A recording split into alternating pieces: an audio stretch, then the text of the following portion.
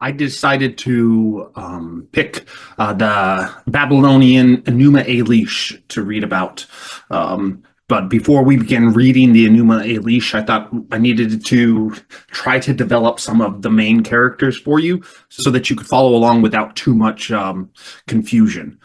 So to begin with, we need to know about Apsu. Apsu and Tiamat are the primordial deities who embody the chaotic, undifferentiated forces of nature at the beginning of the cosmos. They represent the elemental waters, and from their union, all the gods and the structured universe eventually emerged. Apsu and Tiamat are crucial figures to the story of the Enuma Elish, as they set the stage for the generational struggles that lead to the creation and ordering of the world. So who is Apsu? Apsu is the god of fresh water. He personifies fresh water, which is often depicted as calm and life-giving. His presence represents the life-sustaining foundational waters that are necessary for creation. Desire for order and conflict with the younger gods causes chaos, causes stress within the story. And who is Tiamat? Tiamat is the goddess of salt water and chaos. So she personifies the chaotic primordial waters or salt water, which is in contrast with Apsu's fresh water. And she is often portrayed as wild and dangerous. In fact, she gets represented as a dragon, essentially. So she embodies the untamed forces of the natural world. And from Apsu and Tiamat come Lamu and Lahamu. And so their names are pretty much the same. They mean like muddy or slimy. One is male and one is female, and they are the primordial pair and children of Tiamat and Apsu. Lamu and Lahamu, their birth signifies the differentiation from the primordial chaos. And so we continue this progression from chaos towards order as the births continue, as the gods continue to come about. So it's another initial separation of cosmic elements, which continues this process of creation. They are often depicted as ancient serpentine-like beings, symbolizing the primordial waters from which all the gods are basically emerge. Lamu and Lahamu don't take an active personal role in the creation. It's just this another progression on the step towards Marduk. And so they basically set the stage for more complex and active deities. And so after Lamu and Lahamu come, they bring about Anshur and Kishar. So they continue this idea of divine lineage and cosmic structure. For Anshar and Kishar are born from Lamu and Lahamu, who are the first offspring of the primordial deities, Apsu and Tiamat. So Anshur and Kishar are typically understood as the god and goddess who personify the whole heaven, that's Anshar, and the whole earth, Kishar, marking a further step towards an ordered cosmos. And so we go from chaos to order. And so each one of the new gods brings us one step closer because they personify another aspect what is needed to bring about an ordered cosmos. Anshar and Kishar, their existence represents the division and separation from heaven from earth, which is essential for establishing a structured universe. They symbolize an intermediate stage between the chaotic primordial waters of Apsu and Tiamat and the later fully formed heavens and earth.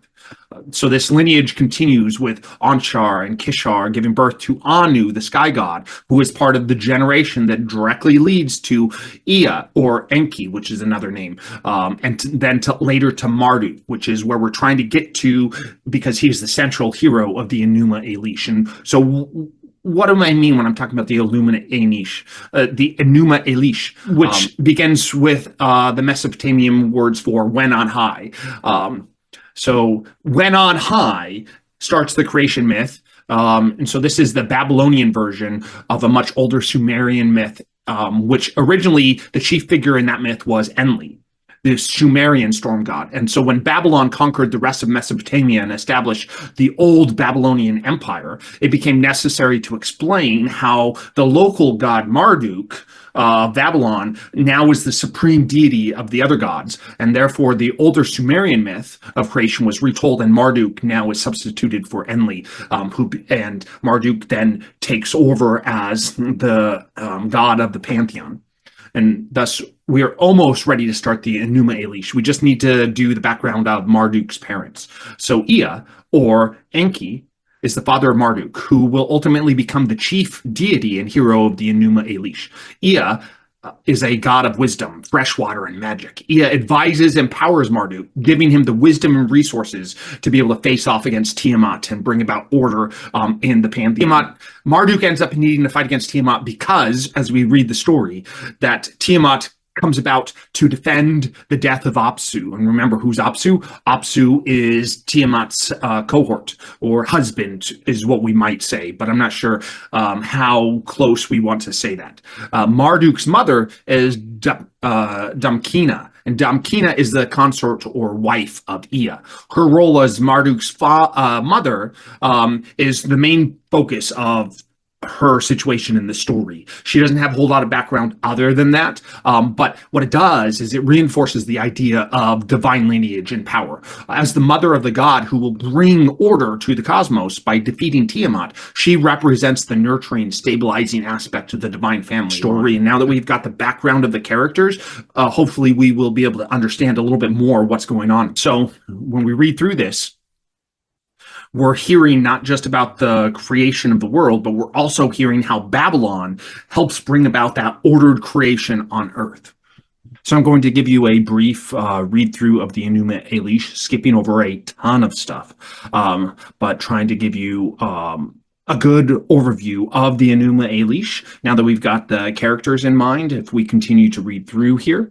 So the Enuma Elish creation, and we had talked about in the beginning, there was only undifferentiated water swirling in chaos, out of which came Tiamat, salty, bitter water, and Apsu, fresh water.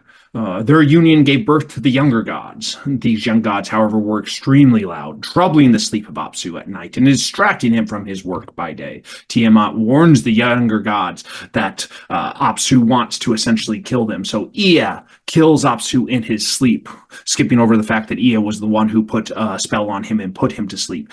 And then Ea creates his house, his temple, from Apsu's remains. And then from inside of his house, as he's celebrating living in his house, Ea and his wife, they bring about Marduk, and then Tiamat wages war against the younger gods. She brings about intense, chaotic creations to be able to cause their downfall. And so this civil war breaks out between the gods.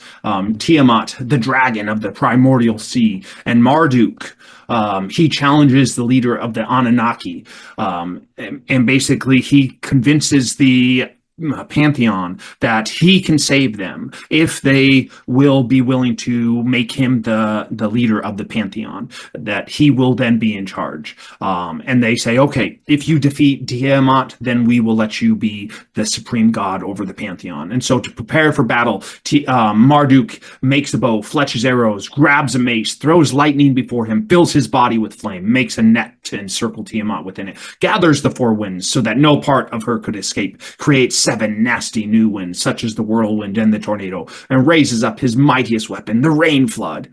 Then he sets out for battle, mounting his storm chariot drawn by the 4 horses, or the 4 winds, with poison in their mouths. So we see Marduk defeats Tiamat by blowing her up with the winds. From her eyes flow the waters of the Tigris and the Euphrates River, and out of Tiamat's corpse, Marduk creates the heavens and the earth.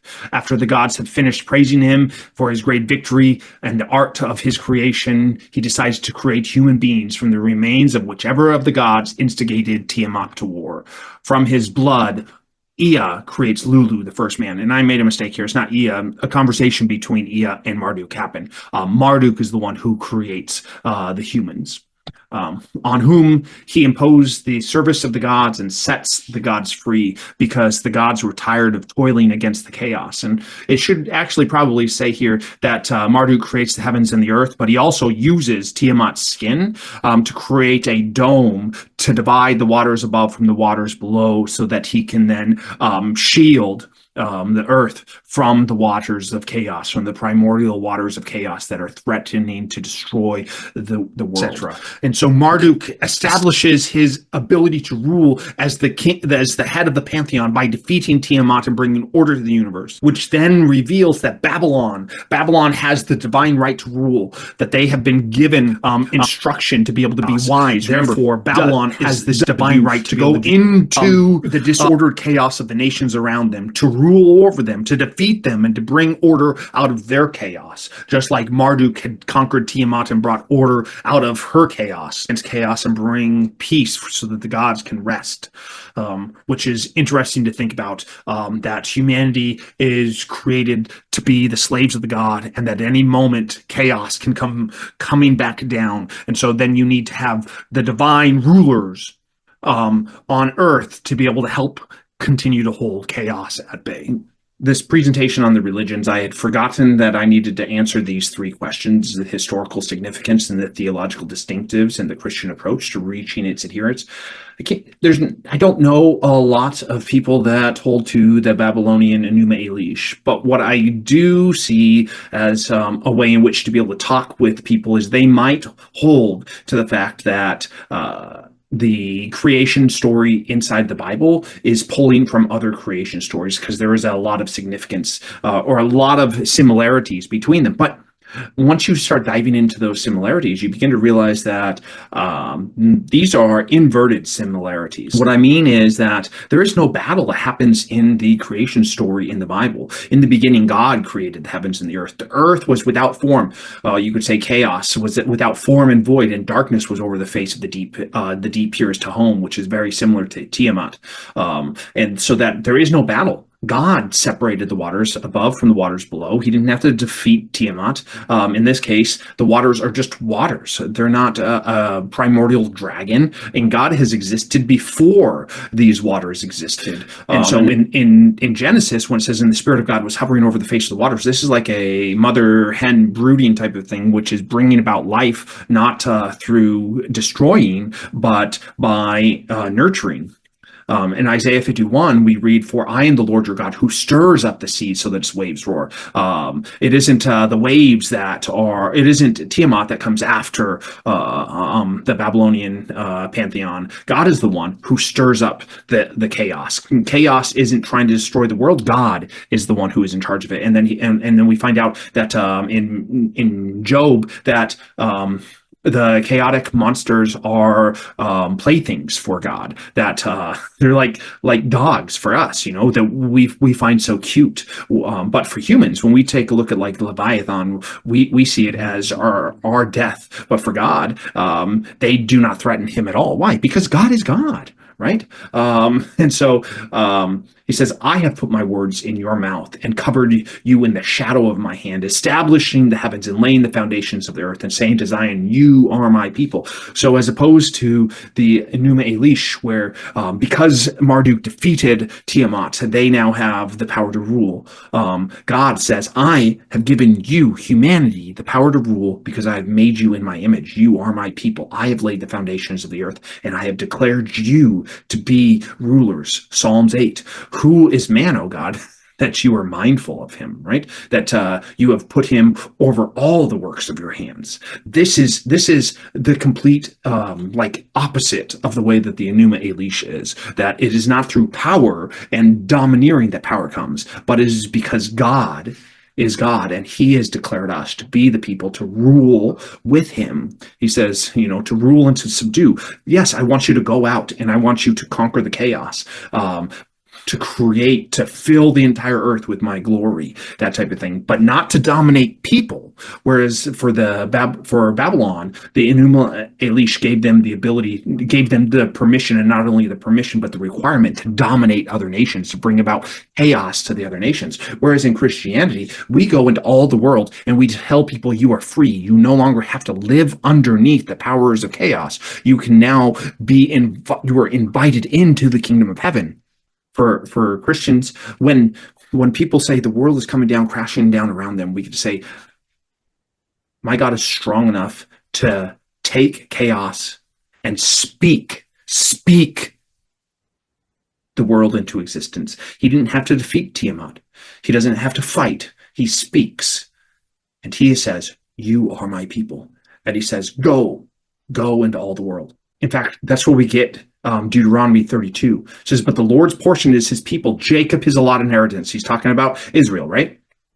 It says he found him in a desert land, in a barren, chaotic, howling wilderness. He surrounded him. He instructed him. He guarded him as the apple of his eye.